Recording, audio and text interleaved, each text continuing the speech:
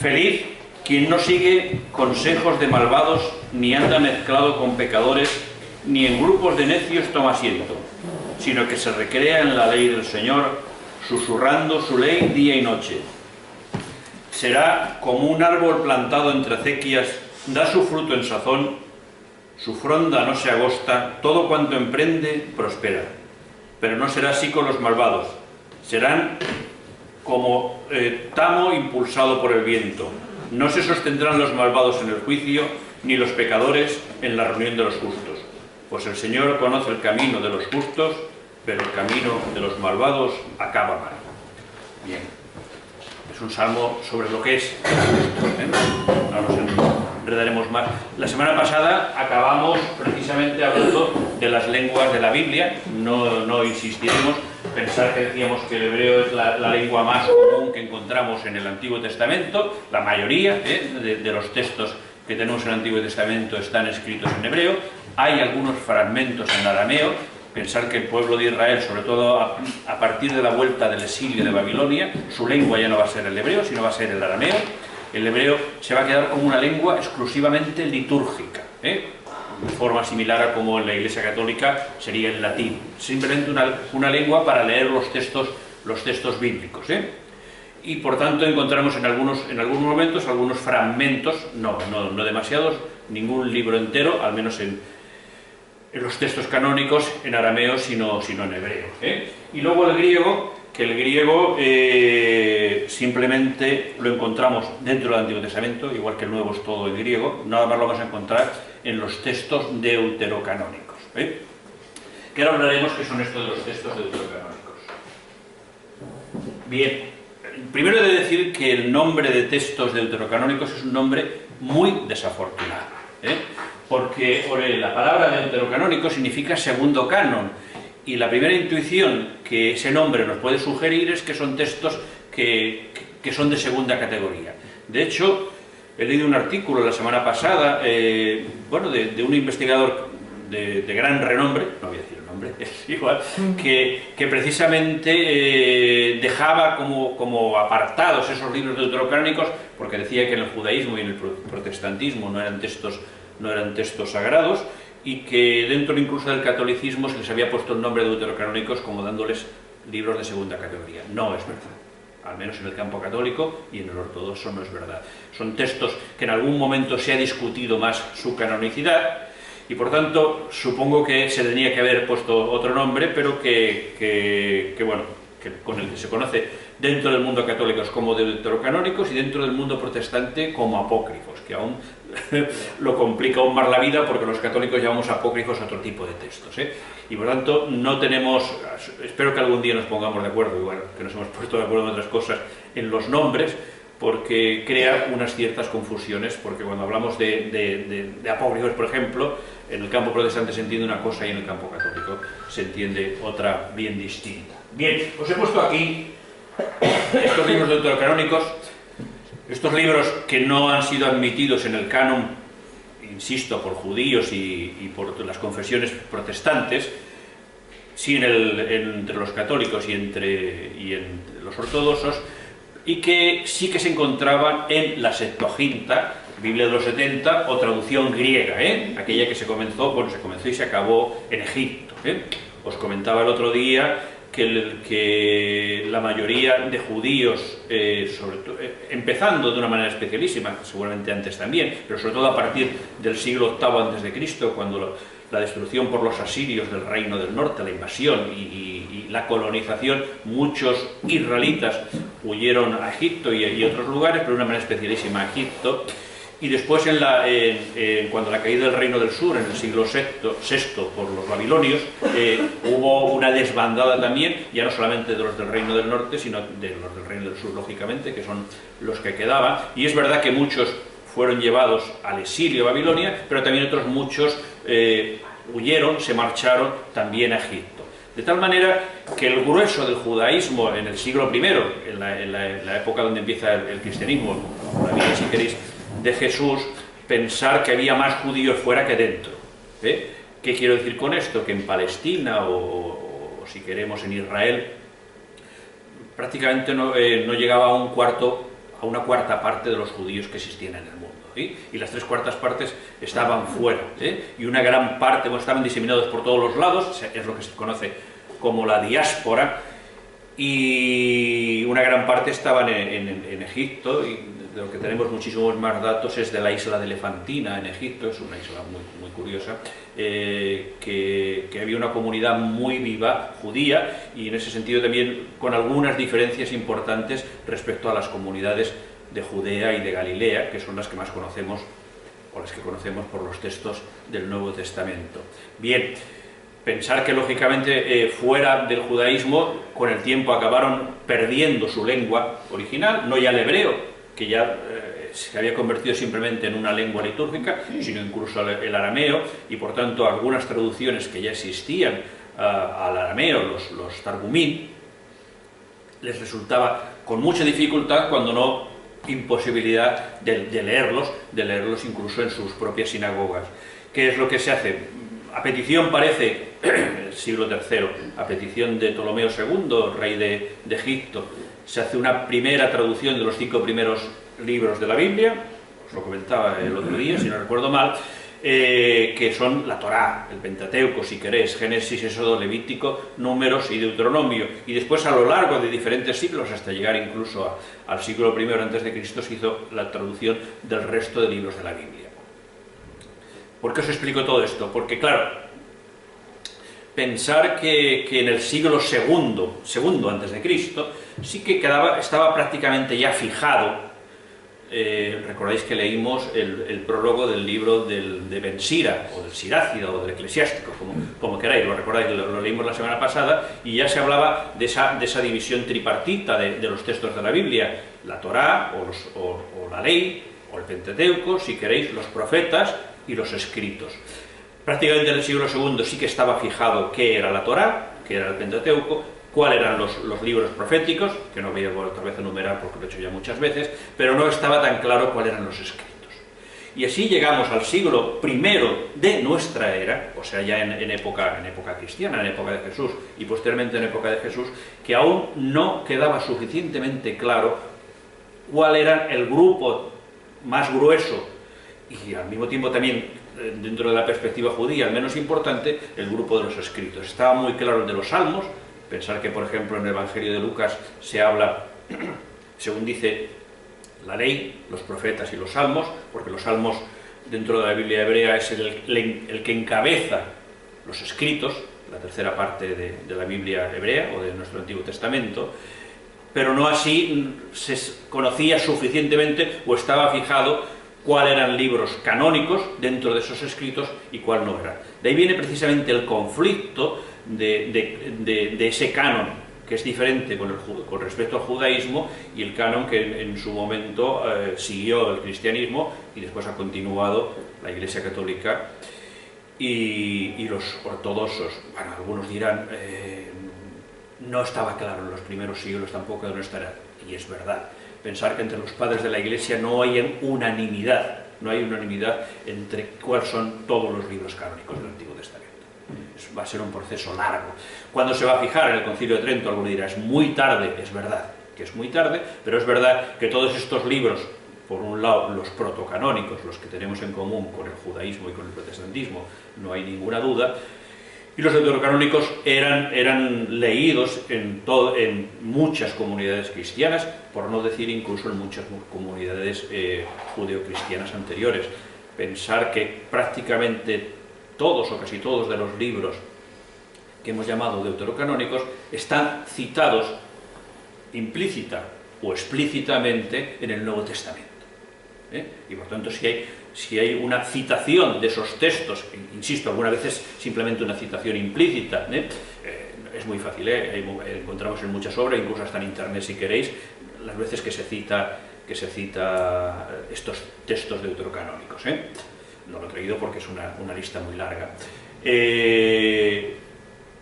Quiere decir que eran libros conocidos. También es verdad que alguno dirá, y se citan otros textos que luego no entraron en el canon. También es verdad, pero eran libros que eran conocidos como literatura judía, como literatura, en algunos casos, apocalíptica, y que, bueno, que también entran dentro, porque Pablo incluso llega a citar en algunos momentos hasta textos helenistas, y por tanto no nos hemos de extrañar. Pero yo lo que me quiero fijar es que se citan estos textos deuterocanónicos.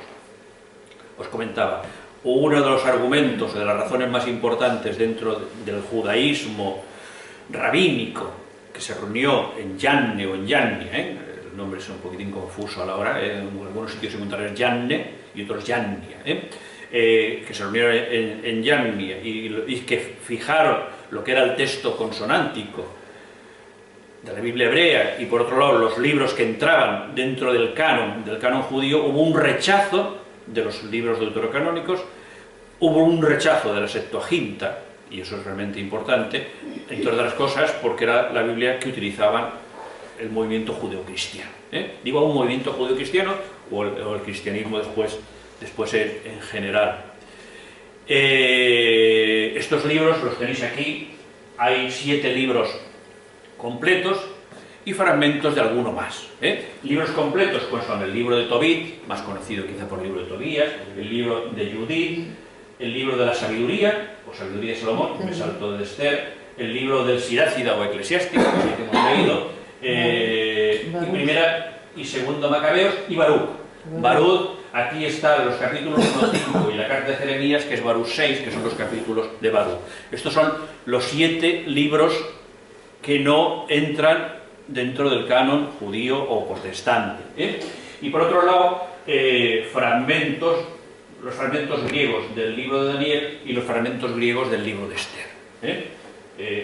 Lo que ocurre es que concretamente, incluso en la Septuaginta, encontraremos que lo que en nuestras Biblias católicas tenemos por el libro de Baruch, que el capítulo 6 como separado como la llamada carta de Jeremías, que en algunas ocasiones lo encontraremos como parte del texto de Baruch y en algunas partes lo encontraremos como un texto independiente. ¿Sí? No sé si ¿sí? ¿Se entiende? ¿Me explico? Bueno, estos textos, ¿cómo se escribieron? Algunos de ellos, incluso si queréis la mayoría, se escribieron en griego. Eso sí que es verdad, pero hay algunos que se escribieron en hebreo, lo que ocurre que en el siglo I no eran tan conocidos. Afinaré en esta afirmación que estoy diciendo. De hecho, pensar que en Qumran, donde se ha encontrado toda una biblioteca, en algún momento Qumran se ha pensado que era una biblioteca de los monjes de los esenios y que lo único que había eran los textos que ellos utilizaban. Hoy se piensa cada vez más, primero se cuestiona mucho que sean esenios, al menos está entre interrogante, sí que era una comunidad monástica, parece, judía, muy próxima a los esenios, pero pensar que también habéis esenios casados y estos mantenían prácticamente los 3 votos, pobreza, castidad y obediencia. Se han encontrado no solamente prácticamente fragmentos de textos de toda la Biblia hebrea, os comentaba el otro día, menos del libro de Esther, al menos no se han encontrado, y os comentaba, creo que os lo comenté, que es posible porque el libro de Esther da lugar a una fiesta que sería muy similar al carnaval nuestro. Y claro, eso entre monjes pues no quedaba muy bien celebrar el carnaval. Es la fiesta de los Purim, una fiesta de Purim. Además es una fiesta que se invita a todo el pueblo cada que se emborrache, siendo una fiesta religiosa, es una cosa muy curiosa dentro del judaísmo. Pero bueno, no quiero entrar ahora en ese tema. Cuando hablemos de las fiestas, igual me explayo un poquitín más en explicarlo. Pero se han encontrado, de algunos de estos libros deuterocanónicos, se han encontrado en Qumran. Y por tanto, en el siglo I, incluso antes del siglo I, eran textos que eran conocidos. Algunos de ellos se han encontrado incluso en la Cueva 4. La Cueva 4 es donde se han encontrado más documentos bíblicos. Los que estuvisteis conmigo, recordáis que se veía, sí, y concretamente desde la parte que estuvimos nosotros se podía ver concretamente la Cueva 4. Bien, concretamente el libro de Tobías, es un libro que originalmente se escribió, y se sabe que se escribió en hebreo, en el siglo IV o III antes de Cristo. Siglo IV o III antes de Cristo. Y se han encontrado 5 manuscritos en Qumran. O sea que era un libro que era importante y era leído en esa comunidad. Os voy a leer un fragmento de este libro, muy interesante. Hay muchos libros escritos sobre Qumran, para mí es uno de los mejores. ¿sí? El significado de los rollos del Mar Muerto, su importancia para entender la Biblia, el judaísmo, Jesús y el cristianismo. Bien, dice así: 5 manuscritos de Tobías fueron descubiertos en la cueva 4 de Qumran. 4 de ellos escritos en arameo. En arameo. El primero en papiro, los otros lógicamente en pergamino, y el otro en hebreo. O sea, de los 5 manuscritos se encontraron 4 en arameo. Es posible que ese texto originalmente fuese en arameo y no en griego. El rollo más antiguo es 4Q Tobit D, arameo, copiado la copia se encontró allí alrededor del año 100 a.C. Y el más reciente es 4Q Tobit E, copiado entre el 30 a.C. y el 20 después de Cristo. A causa de los daños y del deterioro, ninguno de estos 5 manuscritos están totalmente conservados, pero están representados cada uno de los 14 capítulos. O sea que conocían el texto similar al que nos ha llegado a nosotros. El manuscrito mejor conservado es 4Q papiro, curiosamente el que está en papiro, más que los pergaminos. Tobita en arameo, que contiene porciones de los capítulos 1, 7 y 12, 14, en contraste con esto muy poco texto esta vez me parece igual. No continúo, me sirve suficiente para ver que en Qumran se han encontrado partes, y concretamente del libro de Tobit, que es un libro deuterocanónico, insisto, y no admitido en el judaísmo, y curiosamente se han encontrado en la cueva 4, claro que se han encontrado en la cueva 4 más cosas que no son bíblicas, pero que se hayan encontrado 5 manuscritos del libro de Tobit, yo creo que también es significativo. También se ha encontrado más en la cueva 11 del libro de la sabiduría de Jesús ben Sira, el eclesiástico nuestro, o el libro del Sirácida. Bien, este concretamente se ha encontrado en griego. Sirácida, dice aquí el autor de este libro, que además curiosamente los autores son protestantes. Sirácida está incluido en el Antiguo Testamento de cristianos católicos romanos y ortodoxos, mientras que protestantes y judíos lo agrupan con los apócrifos.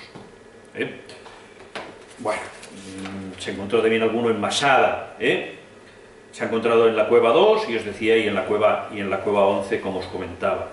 De tal manera que, bueno, que vemos, no se ha encontrado más, parece, de libros apócrifos, de libros deuterocanónicos, apócrifos para el protestantismo, no se han encontrado más en estas cuevas, pero bueno, ya es significativo que algunos de estos textos que fueron rechazados por el judaísmo, primero por no haberse encontrado ni en hebreo ni en arameo, se ha encontrado precisamente una copia con una cierta solera, que es, aunque sea finales del siglo II antes de Cristo, y que se haya encontrado en una de las lenguas por ellos llamadas lenguas bíblicas. Por tanto, el tema del canon es muy complejo, y espero que algún día podamos llegar a acuerdos. Yo recuerdo uno de los alumnos que tengo, que es un pastor protestante, que estábamos tratando el tema de la apocalíptica, y yo comentaba, claro, primera y segunda Macabeos, y yo le decía a él, refiriéndome a él, digo, yo ya sé que vosotros no admitís como canónicos estos libros, digo, pero os estáis perdiendo algo muy importante, digo, es que para poder entender todo lo que ocurrió en la época que se escribió estos libros, en la época de Antíoco IV Epífanes, todo el conflicto que tuvo el pueblo de Israel, si quitáis estos 2 libros de la Biblia, es difícil entenderlo. Es difícil entenderlo. Y él me decía, son libros que yo los leo, aunque no los considere, dice, porque es verdad, en ese sentido, pues me daba la razón. Bueno, pensar que de hecho el primer libro de los Macabeos, que he hablado de ellos, pensar que habla de toda la revuelta macabea, de toda la revuelta contra ese intento del mundo helenista, concretamente de ese monarca seleucida, Antíoco IV Epífanes, pues de destruir todas las raíces identitarias, no solamente religiosas, sino incluso identitarias judías, para cambiarlas por las helenistas. Y hay toda una lucha armada, lo de los hermanos macabeos contra ellos, que además es una historia que es muy bonita y muy curiosa, Y el segundo Macabeos es justo el otro lado de la moneda, es como muchos judíos aceptan el martirio por mantenerse en la fe de sus antepasados, en la fe religiosa. todos esos aspectos, si quitamos estos libros de la Biblia, quedan muy desdibujados, ¿eh? Y cosas similares podríamos hablar del resto de los 7 libros o de los fragmentos de Daniel o de Esther. Yo tenía mucho interés en que conociésemos también cómo funciona el tema del canon, aunque sea de una forma somera, aunque sea de una forma sencilla, si queréis, y no lo suficientemente explícita, porque, insisto, el tema es muy complejo. Pero bueno, por lo menos que nos suene, que sepamos de qué va y las razones, algunas de las razones. ¿Sí? Bien. Dentro de la lectura y comprensión del texto, es muy importante, primero, ver qué dice el texto y con qué lo ha dicho. ¿Y a qué me estoy refiriendo aquí? Me estoy refiriendo a conocer ese origen del texto. Os decía, siempre, más de una vez he comentado, una lectura literal no tiene nada que ver con una lectura literalista. ¿Lo recordáis? ¿Qué es una lectura literalista? Leer ese texto como si nosotros pudiésemos llegar a una comprensión perfecta del texto, como si hubiese estado escrito en el siglo XXI y en Europa. Eso sería una lectura literalista. ¿Se ha hecho? Sí. Y por desgracia se sigue haciendo también. Pero es la peor lectura posible que hay, porque nos aleja de una auténtica lectura literal. Una auténtica lectura literal, ¿qué es lo que tiene en cuenta? Tiene en cuenta el contexto sociológico, el contexto antropológico, el contexto cultural, la distancia que hay, incluso cronológica, con respecto a nosotros. No tener en cuenta en esto es falsificar el texto. Es falsificar el texto. Y por tanto, cuando nos acercamos a la Biblia, se nos va a exigir un mínimo de conocimiento de estas circunstancias. Un mínimo de conocimiento del ambiente cultural. ¿Nos puede ayudar qué? Pues, como mínimo, leernos las introducciones que hay prácticamente en casi todas las Biblias. Como mínimo eso. A veces leer incluso también con las notas, que las notas pueden ayudar, y siempre que sea posible, pues el tener delante un buen comentario o asistir a alguna clase de Biblia, que nos intente clarificar lo que estamos haciendo. El negarnos a hacer esto, en realidad nos estamos encerrando en una lectura pueril, en una lectura literalista, o peor aún, en una lectura fundamentalista, que en realidad es lo peor que hay. Por tanto, es vincular tiempo, vincular el ambiente en el que cada uno está escrito.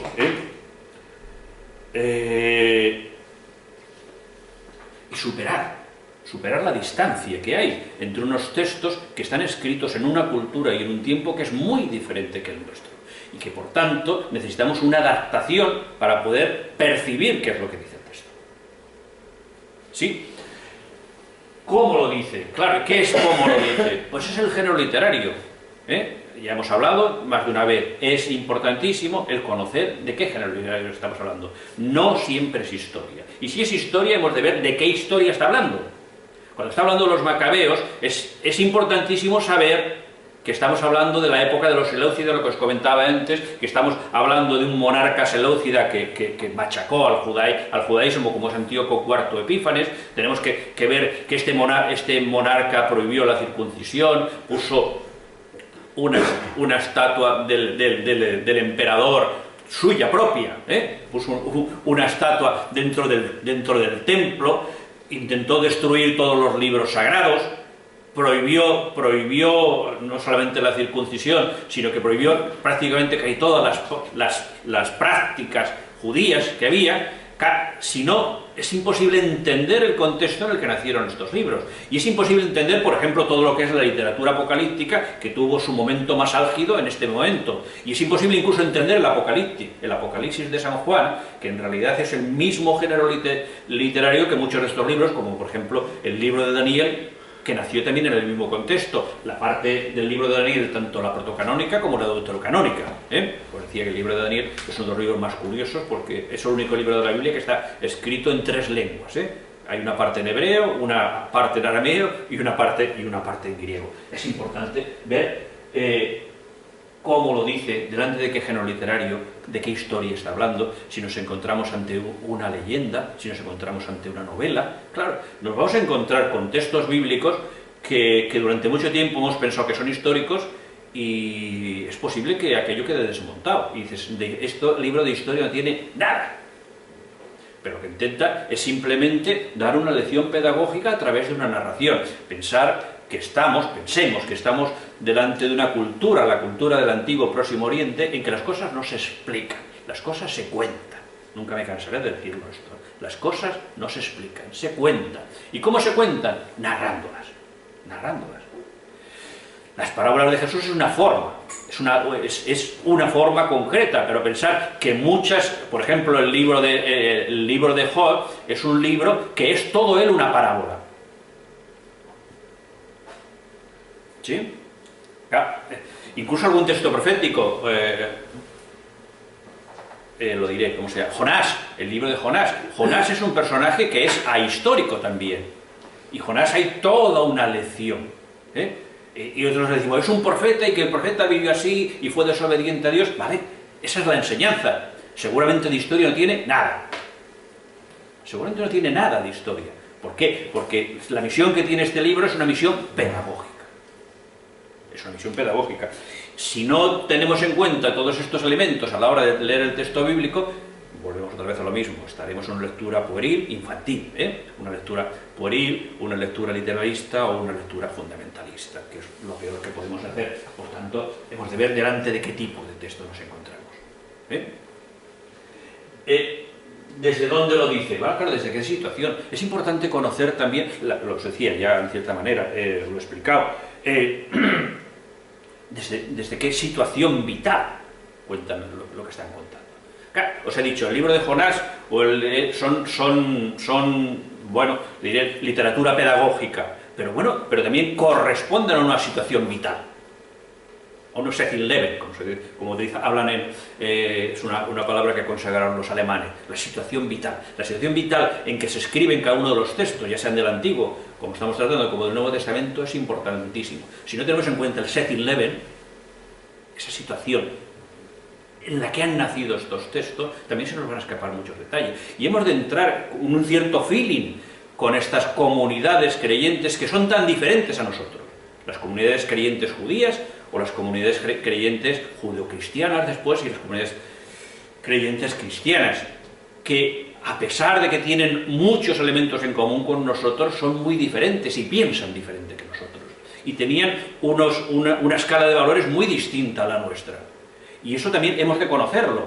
A partir de esa situación, de ese Sezin-Leben, de esa situación vital en el que han nacido estos textos, podemos entenderlos también muchísimo mejor. Y luego en la última parte, ¿qué me dice o qué nos dice? Que sería el ejercicio de inculturación. Es decir, bueno, esos textos, como son palabra de Dios, también son atemporales. El hecho ya de estos textos haber entrado en el canon, ya significa una atemporalidad. ¿Qué quiero decir con esto de atemporalidad? Que son unos textos también sacados del tiempo. Son unos textos que nacieron en una época determinada, con una circunstancia determinada, que hay que conocer, pero son unos textos para ser leídos fuera del tiempo. O mejor aún, en otros tiempos, en otras culturas, en otros momentos diferentes a los nuestros. De hecho, relecturas de los textos bíblicos los vamos a encontrar incluso en la Biblia. Y continuamente. Los relatos, sobre todo del Génesis y del Éxodo, van a ser leídos por los profetas, van a ser releídos por los salmos, van a ser releídos en libros sapienciales, como es en el libro de la sabiduría. Son textos que son releídos por unas comunidades creyentes, que también siguen siendo israelitas, pero en una circunstancia histórica y cronológica muy diferente al que nacieron los textos, y por tanto esos textos, en ese momento concreto en que son releídos, tienen un mensaje diverso, diferente al mensaje que tenían original. ¿Hay que conocer el mensaje original? Sí, pero al mismo tiempo, insisto, como son palabra de Dios, hay la posibilidad de releerlos. Y fijaros que os estoy diciendo relecturas del Antiguo Testamento en el Antiguo Testamento. Y eso que ya ocurre en el mismo Antiguo Testamento va a ocurrir muchísimo más si nos vamos al Nuevo Testamento. En el Nuevo Testamento vamos a encontrar una continua relectura de los textos del Antiguo Testamento, aplicadas a la figura de Jesús, como cumplimiento de las Escrituras, como cumplimiento del Antiguo Testamento.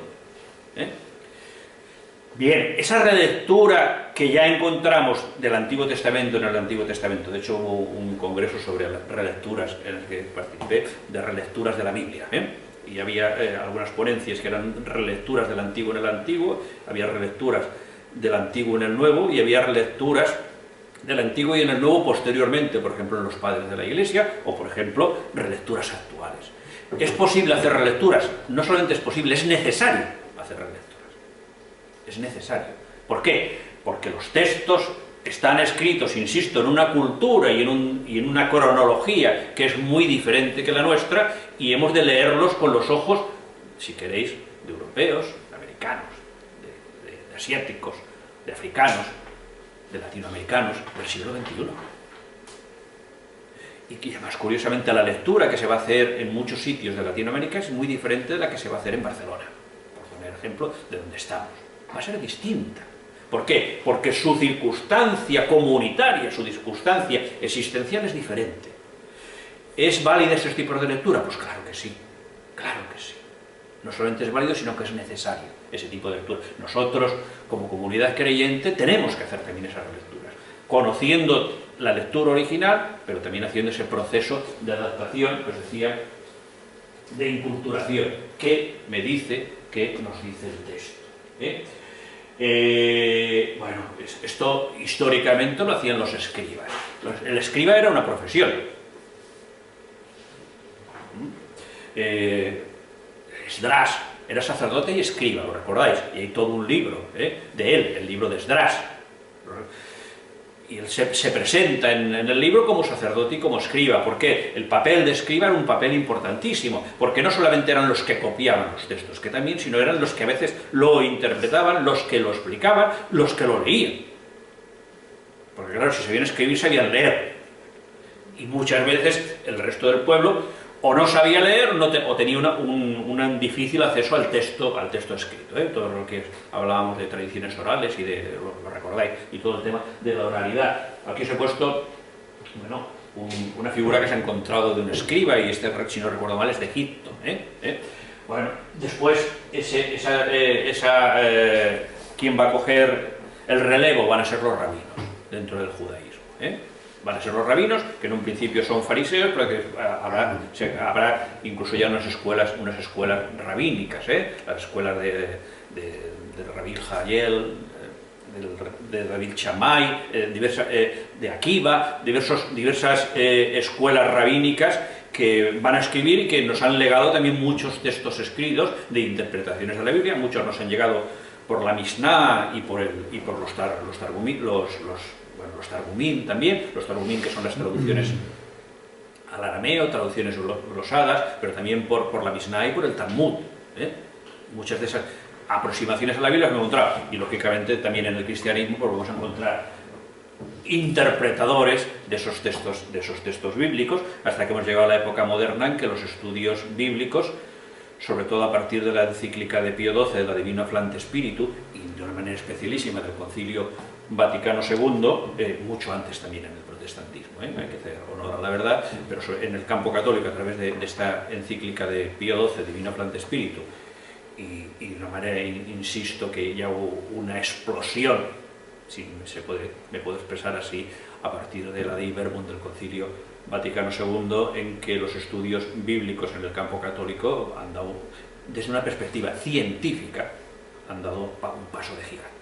Un paso de gigante. Por desgracia no hemos dado el mismo paso en el conocimiento del pueblo de Dios, de esa palabra de Dios. Pero en el campo de la investigación se está a un nivel que no podemos envidiar al que hay en otras confesiones cristianas. Muy buenos biblistas, igual que también los hay malos, pero muy buenos biblistas, y de los mejores los tenemos también en el campo católico, y los hay también en el campo protestante o en el campo ortodoxo.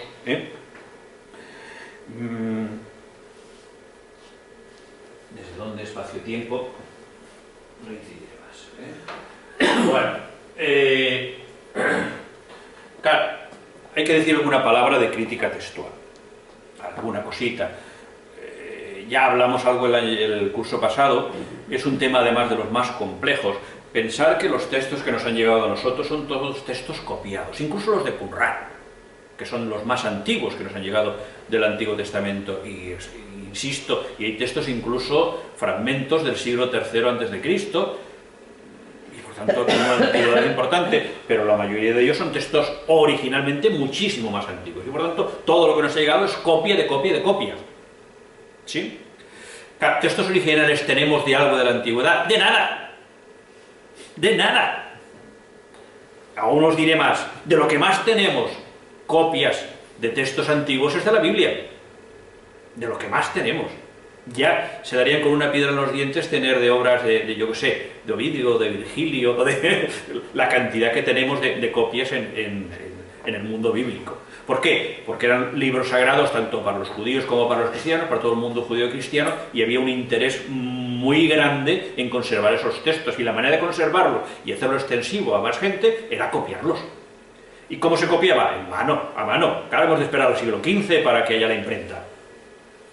O sea que hasta el siglo XV es hace 2 días, comparado con todo el tiempo que se ha hecho escritura a mano, es hace 2 días. ¿Qué es lo que ha ocurrido cuando son copia de copia? Bueno, que la posibilidad de errores son muchos. De hecho, hay una ciencia o hay un tipo de estudio de aproximación a la Biblia que es a través de la crítica textual. Yo en mis estudios he tenido que estudiar algo de crítica textual, pero yo no soy un especialista en crítica textual.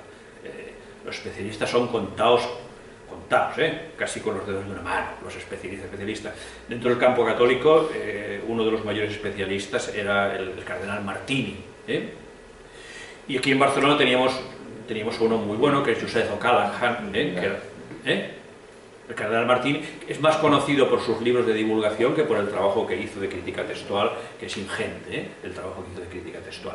Bueno, ahora vamos a por... el doctor Martini era de crítica textual del Nuevo Testamento. Vamos a ir a la crítica textual del Antiguo Testamento. Claro, os decía, pensar que si el texto no está fijado, concretamente el texto hebreo, hasta el siglo I de nuestra era, quiere decir que hay también variantes textuales muy importantes.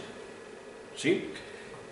No sé si me explico suficientemente. ¿Qué son variantes textuales? Bueno, que podemos encontrar, por poner el ejemplo quizá del más conocido, del libro de Isaías, el que tenemos en nuestras Biblias, que más o menos traduce el texto de la Biblia hebrea, el texto masorético, compararlo, por ejemplo, con el texto que se ha conseguido entero, para compararlo en hebreo, con las traducciones, compararlo con el texto que se ha encontrado en Qumran, el primero Q y Isaías A, y veríamos que tiene variantes, algunas variantes menores a nivel del texto, variantes menores, ¿qué significa? Bueno, que hay palabras diferentes, que hay incluso capítulos enteros diferentes, capítulos quizás una exageración, pero que sí que hay una redacción diferente en muchas ocasiones, y más, a veces si cogemos, por ejemplo, el texto que nos ha llegado de la Septuaginta, de la Biblia griega, y el texto que nos ha llegado por la Biblia hebrea, veríamos que nos encontramos con textos diversos. Si, podríamos decir, las variantes no son muy importantes, pues no diríamos verdad. En algunos momentos las variantes son muy importantes, en algunas son muy importantes. Y por tanto, ¿qué es el papel de la crítica textual? Intentar buscar el texto más próximo al más antiguo. Claro, lo que ocurre es que cada vez más, todos los estudiosos de crítica textual y todos los biblistas nos encontramos con un problema. Es que textos antiguos no había uno, había varios. ¿Por qué? Porque el texto no estaba cerrado. Y eso ya se ve incluso en algunos libros. Como decía, por ejemplo, voy a continuar con el libro de Isaías. El libro de Isaías parece que hay una parte que su redacción es del siglo VIII a.C., pero la redacción definitiva es del siglo V, y por tanto hay fragmentos también del siglo VI y del siglo V a.C. Y por tanto hay todo un proceso de redacción. Claro, un proceso de redacción que dure 300 años es un proceso muy grande, muy grande. Y claro, hasta que se dice el texto definitivo es este, hay toda una historia del texto. Hay toda una historia del texto. Lo que sí podemos hoy decir es que cuando nosotros decimos palabra de Dios, decimos al texto definitivo. Lo que pasa es que aún así sigue siendo problemático. Pues nos encontramos con algunas iglesias ortodoxas que para ellos la palabra de Dios es el texto de la Septuaginta. Nosotros hemos hecho una opción, supongo por el diálogo de una manera especial, por el diálogo tanto con el protestantismo como con el mundo judío, por la Biblia hebrea, pero encontraríamos que en algunos momentos el texto no es exactamente el mismo, no es exactamente el mismo. Eso es un problema. Otro problema, los copistas cuando copian, cuando llevas 10 minutos copiando es muy fácil copiar al pie de la letra. Cuando llevas 8 horas copiando, 10, es muy fácil que aquello ya te baile, las letras, ¿eh? Encontrar palabras cambiadas, que uno ha copiado antes el Evangelio de Marcos y después el de Mateo, y que entonces está copiando y le viene a la cabeza el texto que había hecho del Evangelio anterior, y lo que te hace es cambiarte incluso el texto de Mateo, o viceversa, cambiar una palabra por otra, cambiar el orden, cambiar las líneas de orden. Eso cuando uno copia, y copia a mano, eso es bastante habitual, ¿eh? A veces problemas también de dislexia, cambiar letras de orden. Bueno, el trabajo, por tanto, del crítico textual es un trabajo ímprobo, es un trabajo inmenso. Os digo que es, bueno, es averiguar, es utilizar diversas técnicas, porque hay muchas técnicas, ¿eh? Si queréis, yo os decía, Joseph O'Callaghan tiene un libro que es Introducción a la crítica textual, y es introducción y el texto es duro, ¿eh? Pero bueno, si a alguno le interesa el tema, creo que vale la pena, porque es un libro muy pequeño y barato. Está escrito tanto en castellano como en catalán. Creo que en catalán es Enclarez y en castellano no me acuerdo quién lo editó, igual es Verbo Divino, porque normalmente estas cosas que siempre las edita Verbo Divino, pero bueno, con decir Joseph O'Callaghan, Introducción a la crítica textual, en cualquier lado lo encuentran.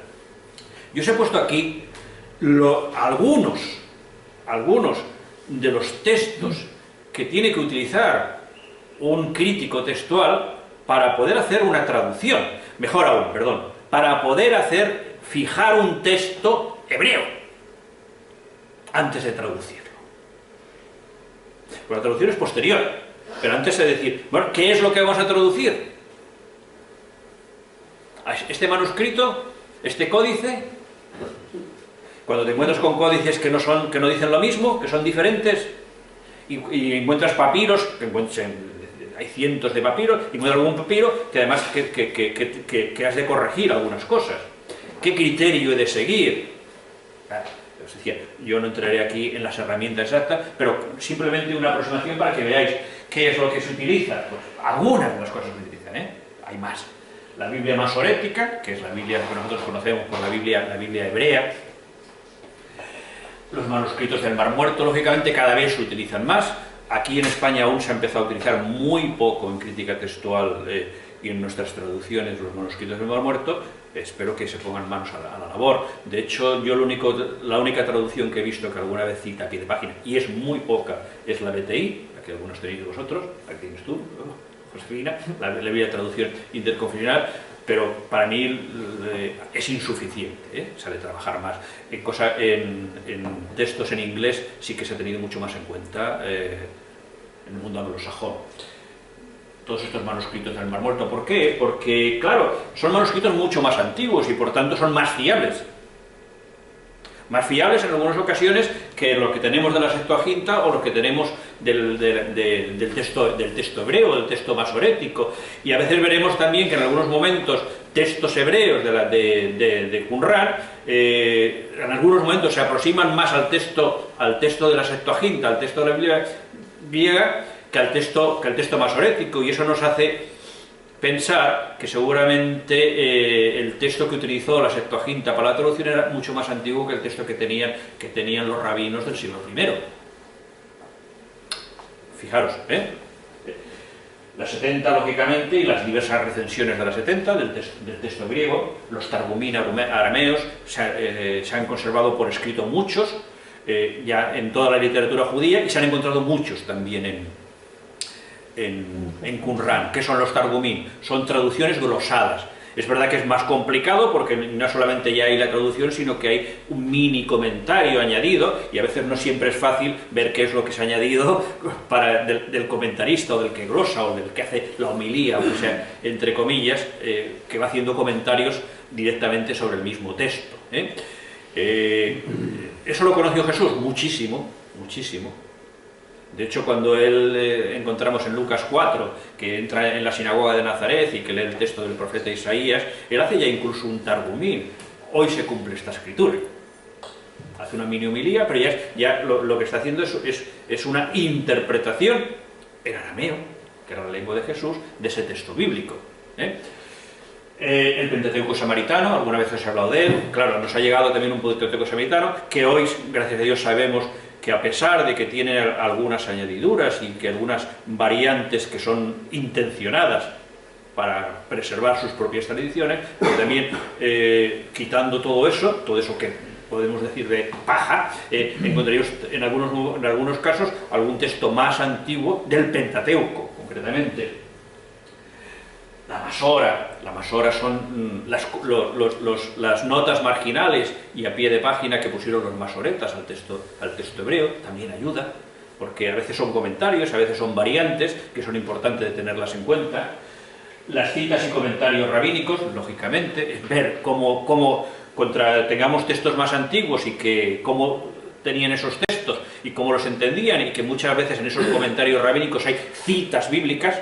Esas mismas citas bíblicas nos pueden servir para recuperar una parte de ese texto. Igual que las citas de los padres de la Iglesia, que os he puesto más abajo, citas de los padres griegos, siriacos, latinos, lógicamente, traducciones posteriores, que os he puesto aquí, versiones antiguas, la Vetus Latina, la Vulgata, Biblias en lenguas también antiguas, porque a veces esas traducciones responden a textos que a nosotros no han llegado, y que a pesar de que no están escritas en las lenguas originales, sí que traducen unos textos que en algunos casos son más antiguos de los que el investigador actual tiene a mano. ¿Sí? ¿Me seguís? ¿Sí? Igual, pues hay una pila de libros para hacernos la idea que el trabajo del que se dedica a crítica textual es un trabajo ímprobo, es un trabajo de laboratorio, de chinos, Es un trabajo hecho. De hecho, no sé si fue el año pasado o hace 2 años, se hizo del Nuevo Testamento ya la versión 28, la Nefilada en 28. No tiene muchas variantes con respecto a la 27, que es con la que he trabajado yo siempre. Tiene algunas variantes en las cartas católicas, pero del Nuevo Testamento, que el texto que se utiliza para las traducciones, que es el Stuttgartiense, se está revisando. Y no ha salido aún la última revisión que se está haciendo de ese texto hebreo. Cuando salga ya veremos a ver si las variantes son muy importantes o no. Lo que sí que es verdad es que cuando aquel salga, las traducciones se tendrán que adecuar a ese nuevo texto. Nuevo texto. Me explico,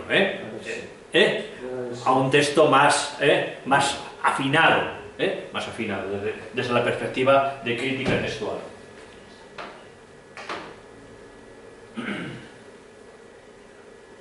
Bien, aquí, cuando hice estas diapositivas, y no he querido borrarla, pensaba borrarla, y después me arrepentí y la dejé tal como está. Fijaros que yo os he hablado de diversas tradiciones literarias en la Torá. Y inmediatamente os diré, de esto que pone aquí, no os lo creáis ya. Pero esto se explicaba, fijaros, yo lo explicaba hace 10 años. Y hoy ya no lo explico así.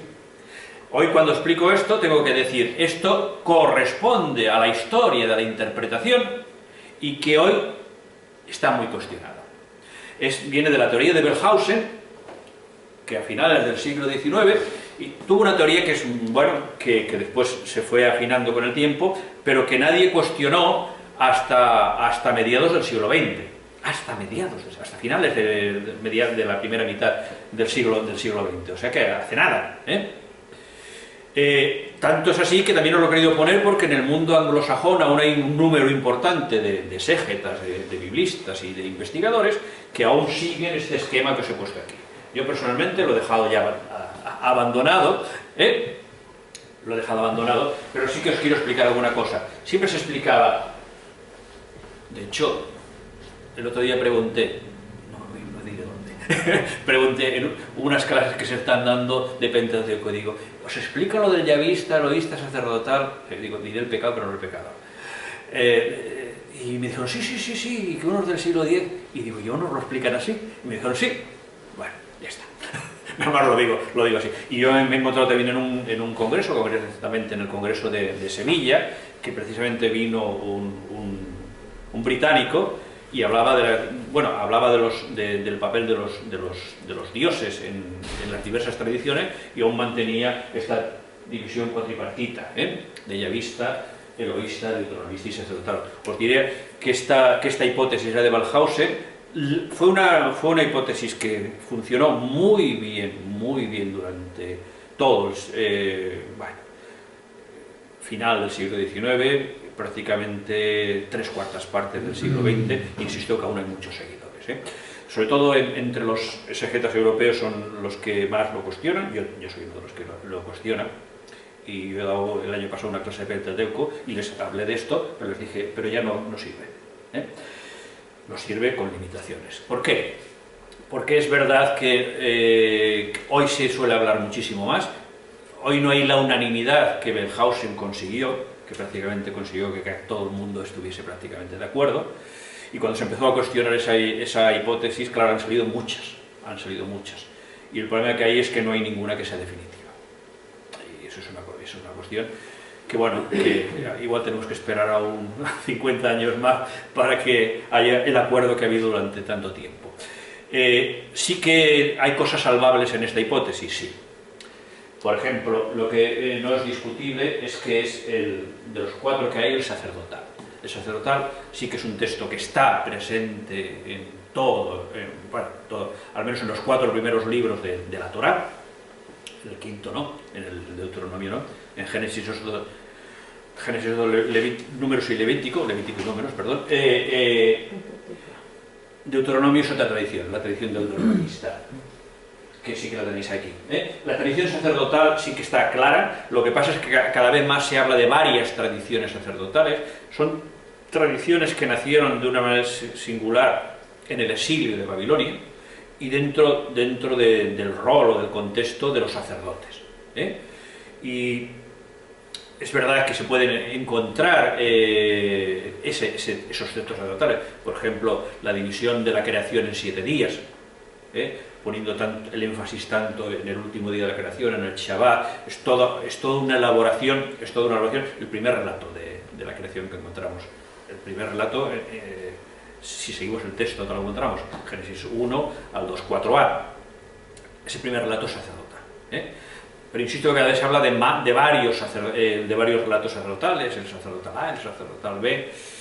Es un tema mucho más complejo, y que ahora sí que se sabe que prácticamente, que es el que mantenemos lo que hay aquí, que se escribió en el exilio de Babilonia y en el posexilio, por tanto, que es el que da forma al conjunto del Pentateuco. Eso lo mantengo, y se escribió entre el siglo VI y V, se redactó esta parte final, que aparte fue la redacción final.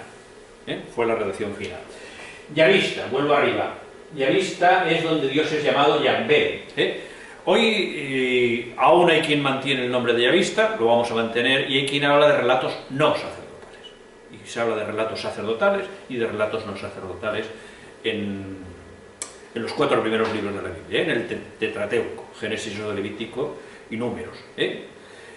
Yavista es porque hay un cambio de la denominación de Dios.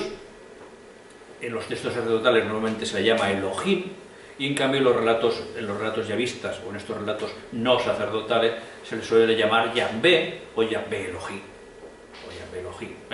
o como lo dentro del mundo protestante prefieren hablar Jehová Elohim, por decir que en realidad es la misma palabra, con una vocalización diferente. En cambio el eloísta está muy cuestionado. Y muy negado por muchos de los estudios anteriores. Sí, antes de pasar, el yavista, que se situaba en el siglo X, hoy se sigue situando, se le retrasa muchísimo más, lo acercamos más, y hoy se les pone también entre el siglo VI y el V.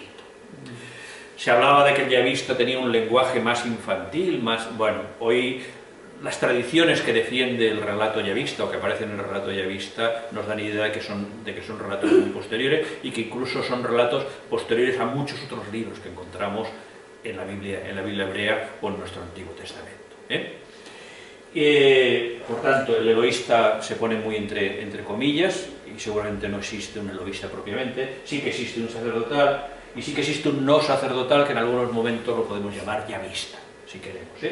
Y el deuteronomista, que coge el libro de Deuteronomio, Josué y Jueces, Reyes, sí, primero Reyes, primero Samuel, segundo Samuel, primero Reyes y segundo Reyes, sería la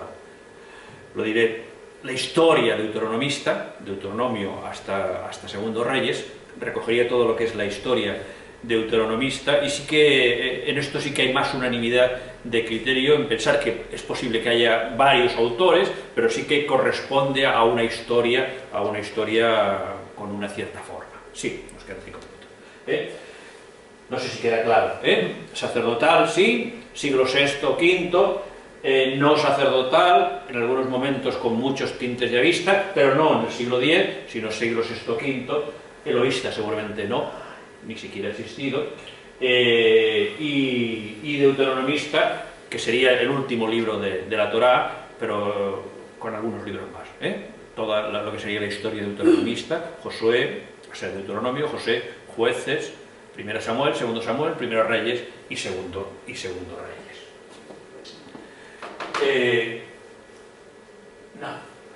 Esto lo dejamos para el próximo jueves. Quizá, no sé si tenéis alguna cuestión, pero en los 2 minutos que quedan, sí ha quedado porque los temas eran un poquitín complicados, ¿no? No, la idea general ya se entiende, lógicamente es un tema complejo, pero vamos, entiendo que la idea que queréis transmitir sí que se acaba de entender. ¿Tenéis alguna cuestión? ¿No? Nos quedamos con las ideas, ¿no? Unos textos escritos en un contexto tan diferente que el nuestro y que por tanto lo hemos de conocer, conocer el género literario, huir de las lecturas infantiles o pueriles, de lecturas literalistas y fundamentalistas, toda la idea de todo ese trabajo de crítica textual que es importantísimo, y la dificultad que tenemos también con todo el tema del canon, todo el tema del canon, que aún hoy por hoy sigue siendo un tema de división entre los cristianos, y que es una pena. ¿Y el canon qué es? El canon es, bueno, el canon tiene una doble perspectiva, es los libros que son palabra de Dios, sería el canon, o sea, por tanto, tiene una primera aproximación a la palabra canon, que significa vara de medir, y en ese sentido nos mide cuáles son los libros que son palabra de Dios. Por tanto, serían para los católicos y ortodoxos, son tanto los protocanónicos como los deuterocanónicos, para el mundo protestante y para el mundo judío sería la Biblia hebrea sin esos libros, y el protestantismo incluyendo también el Nuevo Testamento. Pero la idea de canon ahí tiene una segunda acepción que es tan importante o más que esta primera, que son aquellos libros que marcan cómo ha de ser la comunidad creyente que los acoge. Por un lado es la comunidad creyente la que se siente identificado con esos textos y considera que esos textos son textos sagrados, son textos palabras de Dios, no simplemente literatura antigua, y al mismo tiempo miden también cómo funciona esa comunidad, en ese sentido. Esa doble perspectiva de canon no hemos de perderla, la una que sería más legal o más legalista, que es importante, y la segunda que es mucho más importante, que es que el pueblo de Dios siente que esos textos les hablan del Dios en el que creen.